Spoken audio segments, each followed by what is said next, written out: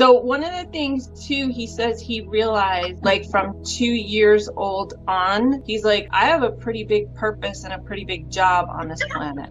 Now we're going to go to the nose band. So on the nose band, we got a little bit of a tweaking back on the right, pulled towards his jaw a little bit. And on the left, it's fine, but I'm going to release that. And he said, and he's got way more yawning to do because I haven't even dropped his palate yet. But this is the kind of stuff, right? So now we got that clear, and the energy is starting to shift in that right side of his nose just a little bit, like where the nose band would be, and just a little bit up. But it's starting to drain a little bit. And that's really what it was. When I said below, I was like, it feels a little swollen. It wasn't swollen because he's got an issue. It just was swollen because the energy was still stuck and trapped in there. But it's all dropping now and releasing. Okay, so now I'm between his nose band and his eyes. And he said I'm a little restricted on the left. Now my thumbs would be basically in the corner of his eyes into the midline of the body. So the left eye in the corner, it's a little tighter and a little pulled up. And the right eye in the corner, and I'm talking the fascia, and then we're talking the eye itself is totally fine. He said, I see fine. But when fascia gets torqued a little bit, it can start to pull on the muscles and the ligament and the tendons behind it. And those are unfortunately the things we can't see or test for. But these are the things we want to know, because honestly, like if a horse can feel a fly 12 inches off